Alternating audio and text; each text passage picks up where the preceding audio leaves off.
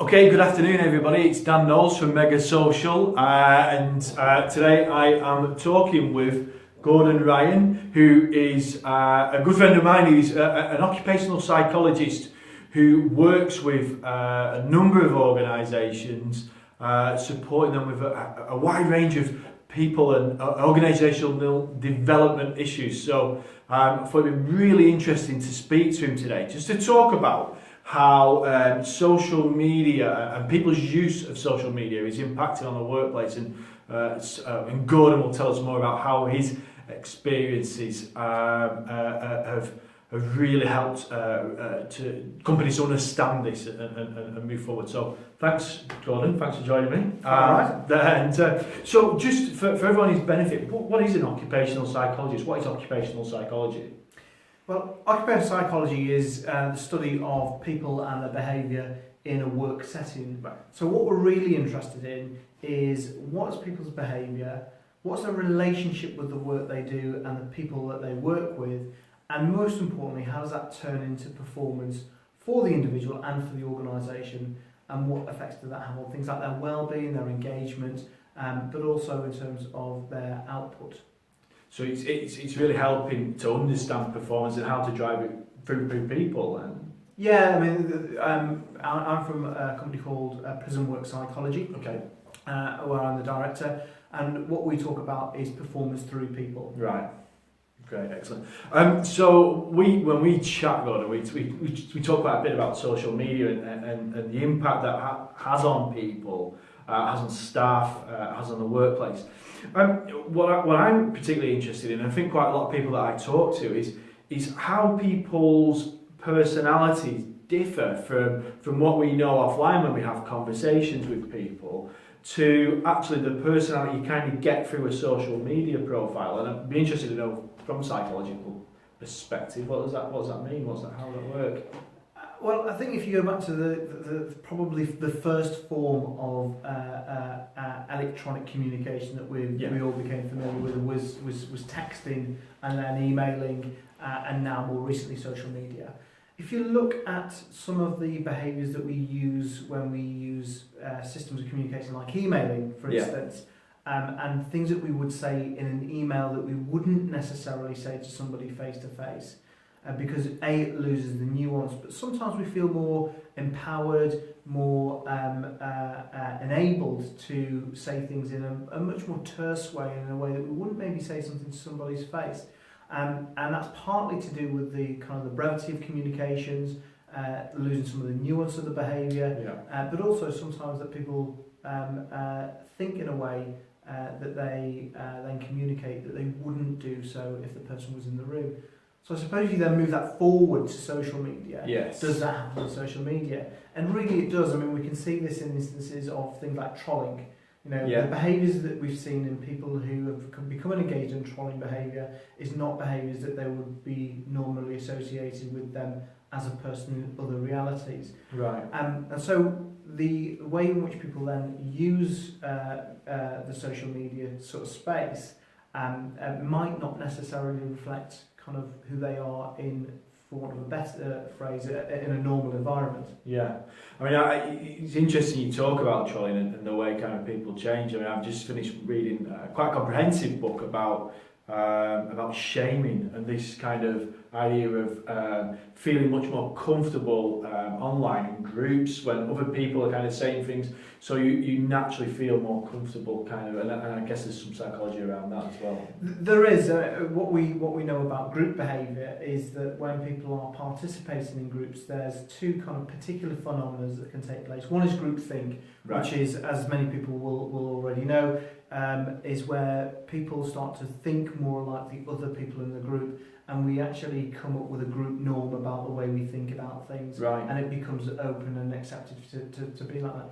The other thing we know about kind of group behaviour is that when you start to talk about risk-taking behaviour with groups and decision-making behaviour with groups, what you see is people become more risky. Right. Okay. And the interesting thing within social media is that what can happen is that as people start to engage in behaviours which might be beyond the norm, less acceptable in face-to-face contexts, it almost makes it permissive for other people to take it to the next step. Yes. And it then snowballs as a consequence. And this is all part of potentially this risky shift behaviour, but it's actually happens much more quickly, much more easily in the social media space. It'd be like people just egging each other on, sort of. They kind of get a fit and feel a bit more comfortable. If somebody says something, then that gives me a bit of permission to say something a little bit more shocking again. Yeah. And then somebody says it.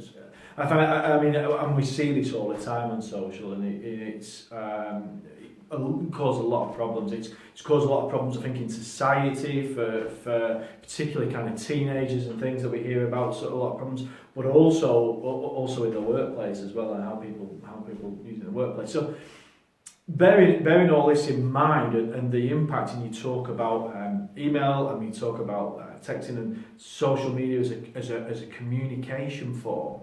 What kind of impact is all this having on organisations, on companies that you're at a person level?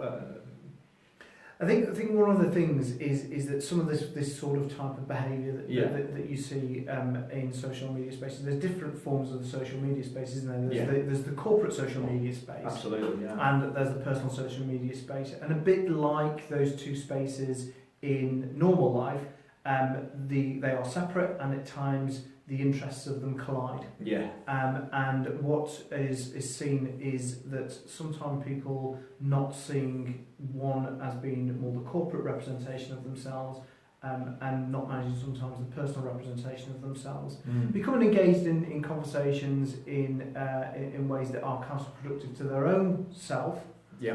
But also counterproductive to the organisation. Yeah. But the opposite of that is that actually it's a really positive space as well. Absolutely. Where actually people are using social media to promote themselves in the way you do as a business, and taking opportunities. So it comes with risks, but it also comes with opportunities. And I think one of the dangers is that we see it both corporately and societally as the thing to be controlled, as opposed to the thing that we allow to happen, and we understand it for what it is. Yeah, and it's that kind of what I talk about a lot with clients. Is this idea now that there, and I think it's Mark Zuckerberg that said that privacy is dead, and there is just transparency everywhere now, and that having as an individual and as having an organisation, having that understanding and how to manage it, I think is probably becoming a key skill, an employability skill, and I know a source of competitive advantage in itself, and there's plenty more to it. So there's an element of choice in that as well, right? And ultimately the element of choice is, to what extent do I want to be part of social media, both on a personal level and on a professional level? What does it bring to me? What does it add? But also, how do I manage it? And do we necessarily think of it in those terms? Yes. Some people do, and some people don't. And quite often, what can happen is it's when people don't then think about, well, who is it I want to be seen as being? What's my reputation? How does this reflect my views? How does this reflect my values? And we've seen it very recently with the British gymnast who is then posted a video. And there's a lot of social media backlash to that. Yes, yeah. And it's all about actually just being very careful about how we manage how we want to be seen, and what we want to be affiliated to, and what we don't want to be affiliated to. Yeah. And sometimes that takes a little bit of time, and a little bit of care, and a little bit of consideration. One of the difficulties with social media for some people is that they rush into it, and actually have never thought through kind of some of that. Yeah, and this is, I think this is really important, and we talk about this a lot, is in terms of, there is an education process that goes on. There's a journey that people have to go on to get to that point. People don't actually, and like you say, people don't really understand that differentiation still. And so actually you need to kind of, become aware through learning, through understanding, and raising your knowledge on that. So I think it's really important. So I hope that's been really useful. Thanks, Gordon. I mean, certainly for me, and I always enjoy kind of talking to you about these subjects. So I hope that's been useful for everyone, for all you as well. And Gordon's company, Prism Work Psychology. So where would people find you, Gordon, if they wanted to kind of find out more about what you do for companies? Yeah, if you want to get in contact with us, you can link with myself through LinkedIn, or you can go to www.prism, that's PRISM, workpsychology.com. Brilliant, thank you very much. So there you have it. Get in touch with Gordon. find out more about occupational psychology. In the meantime, we've got more videos coming up, so thanks for watching. And if you've got any questions, please do fire them on, and we'll make sure that they reach Gordon. Okay, thanks very much. Thank you.